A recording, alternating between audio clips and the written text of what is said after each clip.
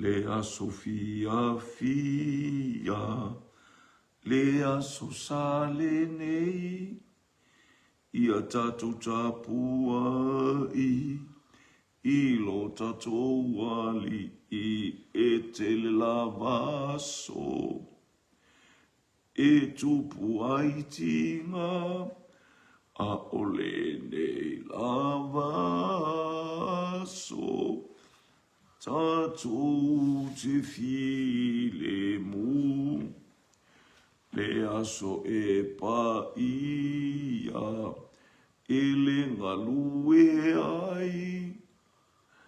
ai tau o aso e se, e ngalulue ai, e sili sili lava, lene aso lelei, e tupu ai mana tu I mea I lunga.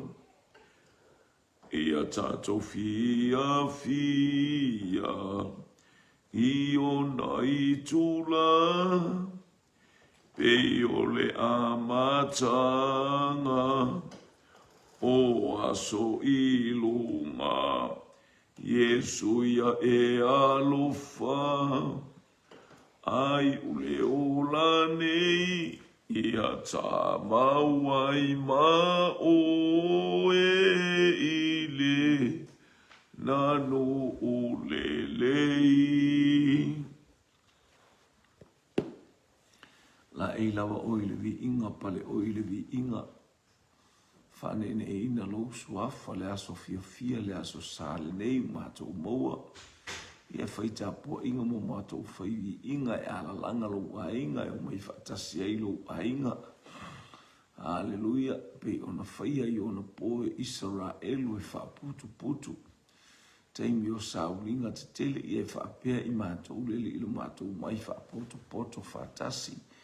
Ile amatangole vai yaso awa wai umanu I au mea umai I lauta I ta inga malo a o la beai. Ia mātou te talo, whaatasi mai le nganga o la ua fio. Hallelujah. Mātou wala au le upona nei tai au. Ia whaapale ina I mātou lele I le vi inga mai ate. Oe mātou whanongolongo I lousi ufonga. Ia mātou whaia tusa ona e whetalai mai ai lo mātou to malau. Upu aluma le afi aluma le mana. Fo ile vi inga I ate o whamunui he upenga ta whailangi o I istasi whalonga nei po ianga le lei la ua fio whai whamanu ianga I lona loto lau la ba fionga. Fo ile vi inga I ate o ta maa ona o Yesu. Amene ma amene ma amene. Fatala fala lei tai au mata mo fia le sua fala loto lau tele ma maumaluma lo tata wali o Yesu Keriso lo tata wali I. Ia malatato faola ia amalele ia tu le atua ia te oilo wanga mai nei tai au malo faita talo balo fai o lengo talo talonga ma me umalava si ti atu nei por kalame o tato ia o istasi fa molongo nei tai au ia fa manu ia tu le atua ia te oi fa manu ia tu le atua ia te hallelujah ia la var suafo I o vale atu vale tuma. Ia mai tusia matai o lon ta upu lima o foi pule fasu martoru. Hallelujah. Ia o mai le fa ai unga. Fasu fultoru o mai fasu mare valu. Hallelujah, praise God. Ia o nisi nei o vaenga sa launga I Yesu I lunga le maunga. Nisi launga I Yesu e se le mata mo fie. I le whanongolongo mo le waba I atu. Ia o whetala I Yesu. Whasfultoru ua outou whalongo. Na whai mai ia e alo whātu I le lua te tua oi. Ia e ino I le waita mai ia te oi. Ai o te whai atu wa ui ia te outou. Ia outou wala lo fatu I waita mai ia te outou. Ia outou te talo fo I mo ua whaasaua mai ia te outou. Ia lele. Praise God, fasu tolu na e whapea mai mo iu. Se mea sa i ele teimi o le whianga inga tuai. Pe a i ele tangata ueita mai. Hallelujah. Ino i ai. I tangata lono winga o le tau i masui. O le whiaua le atua mo oe moa u le neita e au. Ia au atate tau i masui. Au atate tau masui tatu atu pe i le atua. O i e tau ia atu i ate i latu. O e anga le anga mai. O e whaatupu le vesin whaatupu le. Hallelujah. Le misa. Ia o le ngā ruenga na e whaatino i le atua. Atu i le atua. O ia na te whaatino ina lea polkalame. Mo i latu o e ita mai. Ia le li whaipule le whasufu. Mane whaipule le whasufu. A u te whaiatu a u ia te uto. Ia uto wara lo whatu i e ua ita mai ia te uto. Ia uto te talo. Ia e whinga kākene ka kukaro. Pe whinga tairis tangata tau tangata le ita mai. Hallelujah. Le tau tala no mo le tuspa ia. A o te whaiatu i a te uto. Ia uto wala lo whatu i e waita mai i a te uto. Ia uto te talo fo i mo e ua whasawa mai i a te uto. Ia le tangata lai whasawa mai i ana upu mana tala leanga. Mai o tātou te talo i le atua i a whamanu i ala nei tangata. Hallelujah. Ai te talo atu ala o e whailau te talo atu o toa maro roto o te whatangata talo. Te talo maro roto atoa. Hallelujah. Le whai mai. Hallelujah. A o te whai atu i a te uto i o uto wala lo whatu i e waita mai i a te uto. Whainga tā iana e te talo mostangata waita mai. A le whi au lea lea tua e whai whamanu yanga i a te. E whai whamanu yanga i a te. Ele tau tato e tau i atu le ita mai o le tangata i a te. Le upua Ioane le apostolo le whapea Ioane. Ia whatalise o na utu whalong. Ia kopol mata mua o na whai upu e esfuma le iwa. Ia whatalise lau whalong o langa o talai whai mai e tangata e whai asi o ona. E whai fo isina halu i le ato o tangata malata upu e whai mai a tato a. Lea ua whai mai tuspa ia. Hallelujah. Praise God. E whamangalo i tangata umalau. Ai o te whai atu atu tu. Ia o tō walo lofa atu. O watu te ino atu ia i tangata. O le mea ale lalo langi la tau i o le ino. Tau i le ino i le ino. Tau i le ita i le ita. Le mata i le mata e whapena. Ale mea sa i e le tala o le. E le tala e winga i le ita o le tangata. A po maitu i elisi ala fau po maitu i elisi i tu o mutu. A le utatu ilo ina neina o wha malamala mai le fionga le atua ma sanga tapu e pea o tatu wolang. Ina i o tatu wawa ai le matau tia o le whaola tanga le tatu te. E le mwhain tatu to e tau i atu le leanga i le leanga. E le mwhain tatu tau i atu se mea whaale tonu. Hallelujah.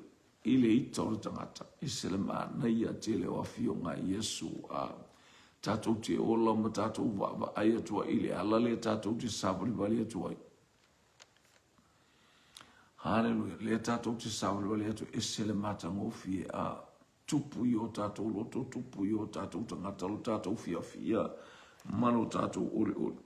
Ai utu whai atu i a te utou, ia utou wala lo whātu i e waita mai i a te utou. Ia utou te talo fo i mo i lātou. Mo e o whaasawa ma i a te utou. Wai tele tua inga whaasawa ma i tangata. Hallelujah. Tele meo le amo i o se tupe. Hallelujah. Na e te ilo lai te ai maisi o tātou a inga a. Ai latu i se fe au e sa ule i a masemea. So le whaasawa le mea na. Hallelujah. Ele o tali mai rung mana onga. Tu so la veale ita ele vai aso le te atu i po la masina po le tau sangala o te atu. O la ita te rotala tu spia tu sia Efeso. Hallelujah. Mta au pe whape o whai pe luasua. I au tō ese le tangata tuai. E wha lave ngō fie i ateita. Tō ese le tangata tuai. Ai tātou sāwa malima tau whetuli puno uai. Ina i o tātou wa ai a whaamanu i anga. Ha sautu o whawha le atua le soifua malo tātou wala. I ia le atua. Ta talo mo e o uita mai. Praise God. oe ua whaasaua mai, oe ua ita mai le ngata ni whaasaua mai ia te oe whaasaua ila u whaanau. Tala e whaifua i te ngata o tō e kālesia e whaale hangai oe. Ia se isi sila ia. Tai tele nei vaenga e whaale tonu mai te ngata ia te oe. Aia, o le fina ngalo le atua le tata tala no le tai au nei. Forgive. Wha mangalo. A whai te le wha mangalo ia o le o tātou iloa. E le fia mai le atua. Hāle o te ngata o whasaua mai, o te ngata o whaimea le anga mai a te tātou. Ave la tātou wha mangalo. Ave ia i o tātou loto fia mo tātou loto oloi. O mea uma tātou te whai ele oli ma le fia. Le anga o lo watua ma lo watua. O le atua na ia wha mangalo i o tātou se mo tātou wha le tonu. O le urua i upua le na whai e ke riso a tau iti ngā ma pua ngā o ke riso a uilungo le sātau. Ai wha alongo ia ili tālala le wala au mai e. Wha mangalo atu i a te ilatou. A ua lātou le iloa le mea ua lātou whai. Wale lewan tau pule tangata. Ele se mea whato a whai ne. Na wha alongo ili mata mo fio le upua le atua na au mai e ke riso. Na wha alongo, hallelujah, ile sa ma le fe au. Hallelujah. Malele sona olo au mai ele ali I whaola. Hallelujah. Aia sa lato tau mwhai ai fasa. Ale mai e su lato te leilo. Na iloa le leita. Aia. E se le mamao le me mana o le atua. Ia o ia I lau sila mara tātou wabai. Ina I o tātou walo lofa atu. Hallelujah. Ita ngata o lo whai tātou mo lato fi. Ia ali a le whaavai o lona malo o le alofa. A wā u whapela pa o nā alofa mai o le atua I le lalolanga. Wa ia awina mai ailo nā alo pele to atasi. Ina ia le whano se atasi e whatuatua I ate ia. E maua ia le ola e whaavau. Oka se au le lei, oka se mata ngofi. Vi ia le ali, whasu lima. Ina ia whaia o tau mātali I o lo tātou ta mā oilelangi. O lena te whaoso I lona la ie wā mio leanga. A toa mai a mio le lei. Wa ia whaato tō I fufo I le ua I a mio tonu. A toa mai a mio le tonu. Whalongono mai whai upure e selva. Whalongono lei a whaingon whai upu. Whaasu lima. Ina ia whaia o tau mātali o lo o tau ta mā oilelangi. La me ta wai o le atali o le tama o le langi se whalongo mai whaapunga lea. O le na te whaoso I lona la ie ua mi o le anga atoa mai ua mi o le le. Na te whaoso ina le la o lona anga le lei ma lona anga lofa o le tali o mana onga e tali le tangata mi o le anga. E tali fo I le tangata mi o le le. Oka se mata utia a. Na te whaoso le la I lunga ia te ilato. Praise God. Na te whaoso I lona la ie a mio le anga. A toa ma e a mio le lei. Ua ia whaato tō I fufo I le ua I ua mio tonu. A toa ma e ua mio le tonu. Hallelujah. Whai pia lau ngā luenga. Whai pia le tā ngā luenga. Whaatino pia le mea lai whai mai e le atua. E whaoso mai e le atua le la. E le whapea aoso mai la le la na whapea la e lea. O ese tangata a mio leanga. O ese tangata a mio tonu. Na te whaoso le la I lunga o e a mio leanga. A toa ma e a mio le le. Mi ia leli. Praise God, praise God. E na te whaato tō ifo le ua o whaamanu yang. E manu ia I tangata a mio le lei, ma le tangata a mio le anga. Tu upea le tau I masui. O le ngā luenga nā le atua. Aia. Whaila o ngā luenga ua wala awina I oe, ua wala awina I au. O le a mio le lei. O le whai mea le lei. E to tō le la, e fisi la, mea waka kōa I, le Le anga tangata umana faile fatu saole ali. O Yesu Keriso. La fa ua langa mai Yesu fa mangalo atu I ate ilato. Ua lato ule I loa le mea ua lato ufai. Ia lele. Hallelujah. Taimi ele ia fio mai le nganga pai. Taimi ele aise nganga pai ia aya. Oka. Vai tato uma valea. Esa fa pale le I au wina mai le fe au le tala lele. Ina ia mafaila vai ni loto se tasi pe lua pe toru pe fia ni loto e fa manuia. E fai mata fenga o vai ia te ilato o fa fiti pe ile amio le amio le. Ia tatalo mo ilato ina ia fa manuia lo lato so I fua mo le oro. Ia tatalo mo ilato ina ia tupu mai fa manuia ngale atu. Ua tato ua o ile taimi o le anganga pa ia, le mafu angana rafai mai o Yesu. Tatalo mo na te whaoso le la ilunga o ia mi o le anga mai, o tato o tangata mi o le. Au whaafea o na tato mo o whaamanuia ngā lea tua. Nanga fo isa tato sa ili, e whape na fo ilo uso la e whaaleto. E eise aso, e whaamanuia i le loto. E ilis tangata le lotu le matou lotu. O lona to alua malana whana ua o hea ue. A le e ai mea lele a inei. A le ai ana mea lele inei.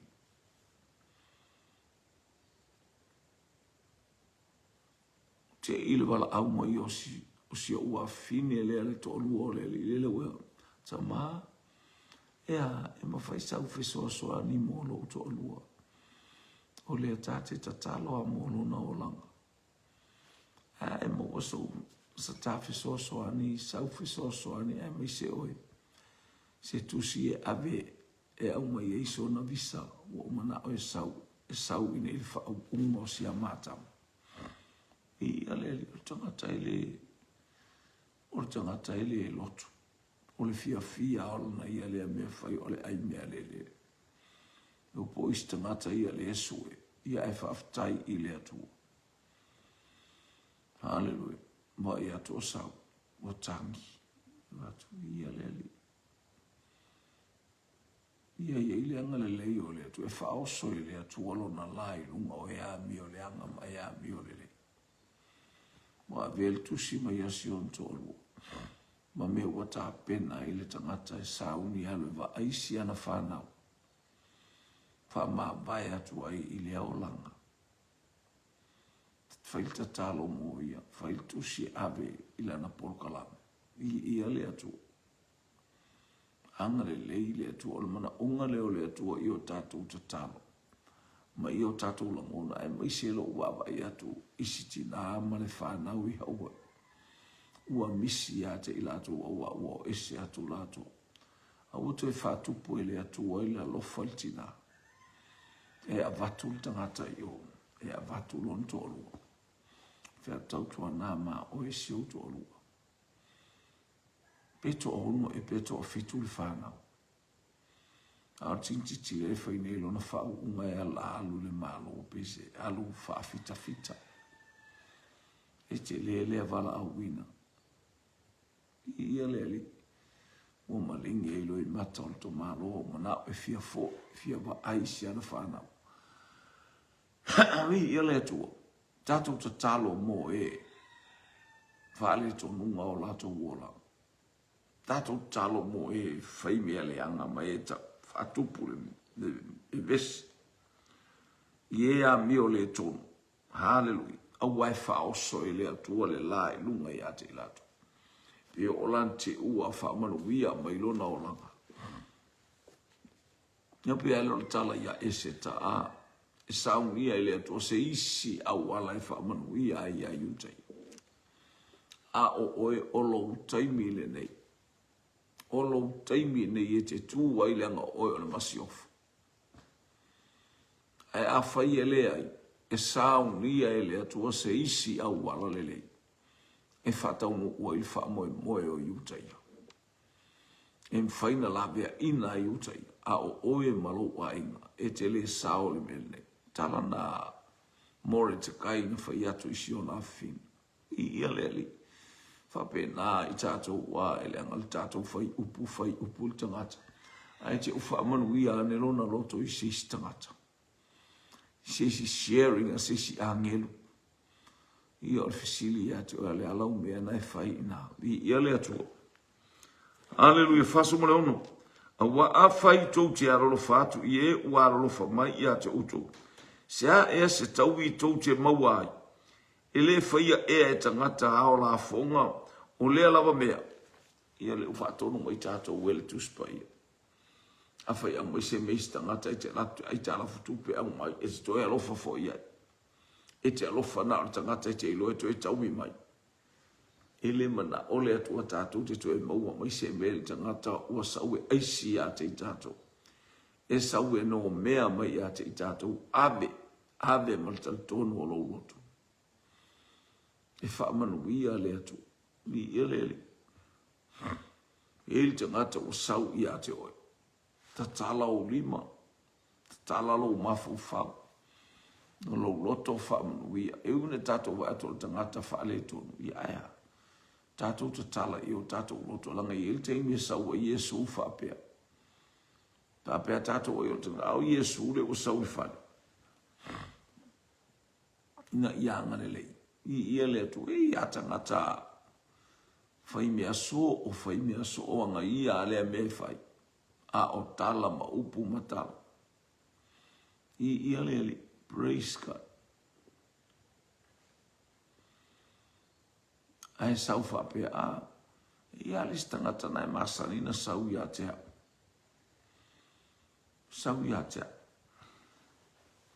o le pangota a ele i potoa ele i poto artamata avatu e se tupe o le ase me alu ai te utu mai te whalonga tu rai lea o uli lea o tu mai ta avale ai tu mai tangata fese mea sa uta avale ala mo wale alu ele whaifi au lai lotu ai e alu ia ai se fulu ta ala le sa usu fea te ilo oe te ele au fulu ta ala au o muko alu e fia ia ke oe maro uolanga se vai le ngas fulu ka ala se vai ilo kingo malo kingo marosi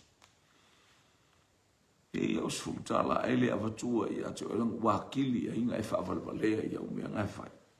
Wale sia o onga ia te o ia lele. Fuwale lunga toia. Ala na sau tavale. Lau te whanau tu lai tū tavale lunga. Ia o la tu whanau toi o la tavale toia. Oka se o langa wheru wa il tavale. E su eisi se fulu tala. Ai sau su e mai fifi au ele lotu mai ai. A o le faiso. Ai le potoa.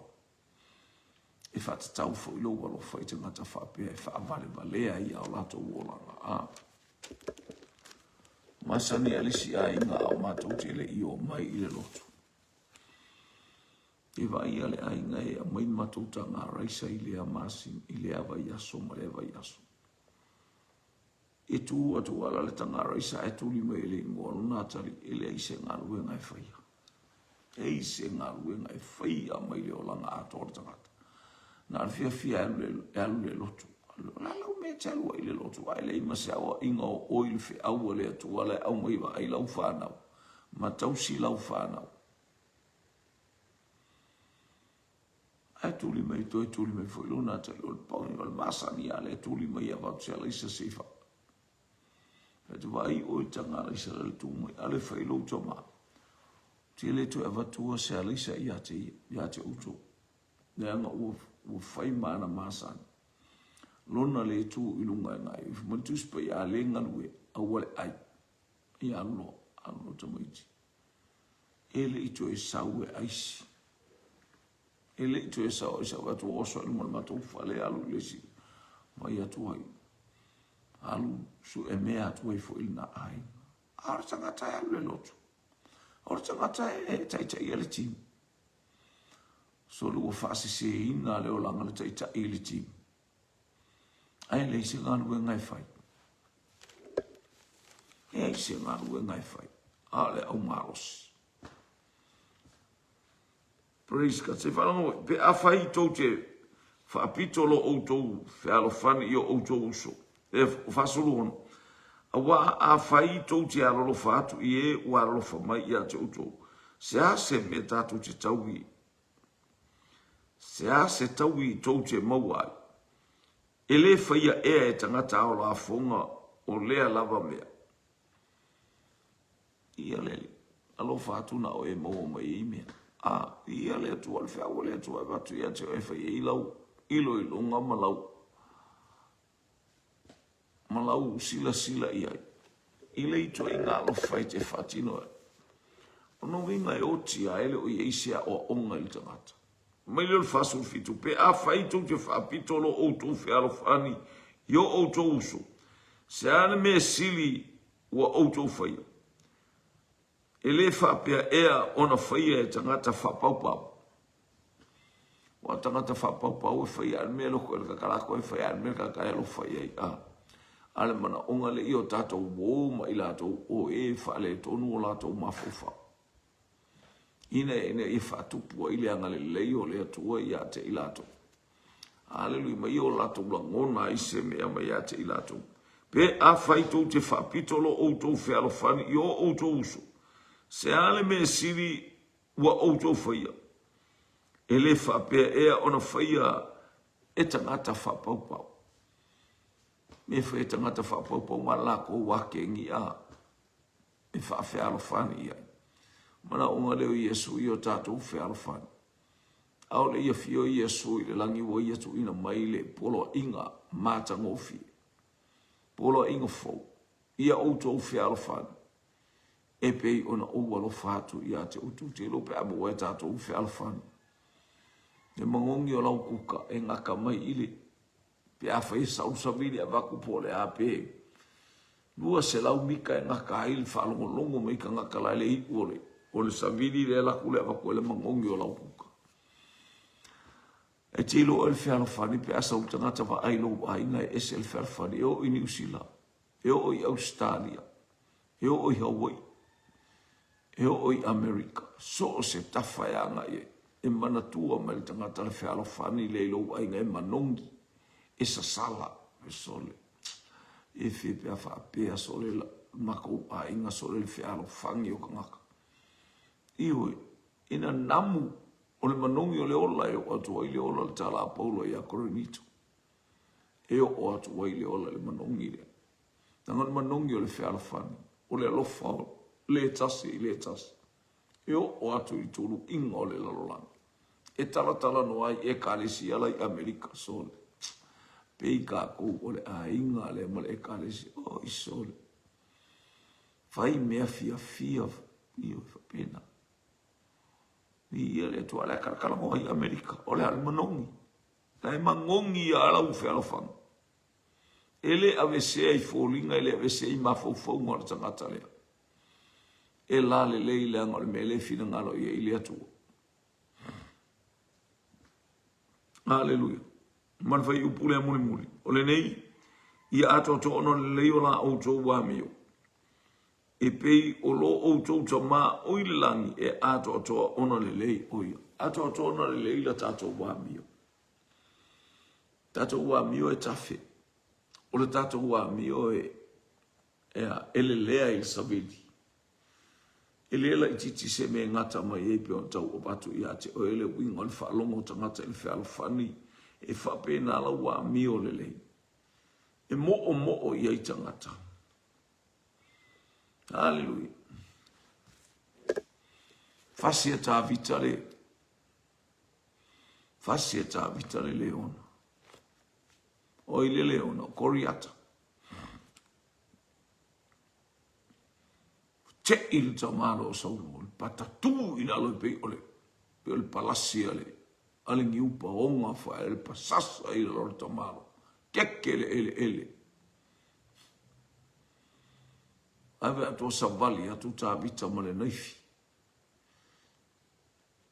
Savali atu tāvita tango ile naifi se ima e tipi e se leu. mai atua u mai tavita pese mea ta alo ale mele na whaafefea atua o le ngutu le la mai mala ngutu tau tala i upu whaasausiri ale luku sa makawika le nguku la e mau le ulu. Mai tala ta maro se atali i oe waise. Se atali i oe waise.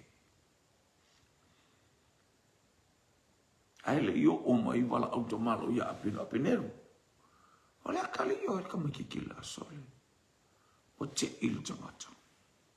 Pa mai apeneru te leilo. Wa fia fai akali ya el kamalo. Si o ngapunga le kamalo ele angar mafofo le angar u. Ole ua o ma le tamai titi o ilona ainga ma le maotolo whaatali ma yeili malo atoa. Watu ma le manu malo. Aore tala ane whawhine te leo tātou e tempa wabele u whea ule atua mo oe whaatali se lau whaalongo. Mai le nā teimi si tamai teimi na whaalongo ai ua whasia e tāwita le se fulu afi a o saulo o lon na ole afi. Nga pala mai e le loto o tamalo. Pala mai e le loto o tamalo. Au manu malo le taua. Mua manu malo le taua. Mua tilo. Mua vai. I wha manu yanga le atua. Ngore tangatana te le la ngona le atua. Yanga o se sai e se le atua le malo ma ia te ia. Ilona fia poto. Ilona wha fia atamai. Ilona le usta. Ilona le whalong. O amai oel nei tai au. La ingo le whatutua. Hallelujah, praise God. Ole nei ya ato ona le lei o la o to wa mi o ia pei o lo o to tama o ile langi ato ona le lei o ia. Ole la o tato ile tu sa tato wa mi o male a mi o le ato. Ole me le mana o ia tu sa la o to wa mi fa longo.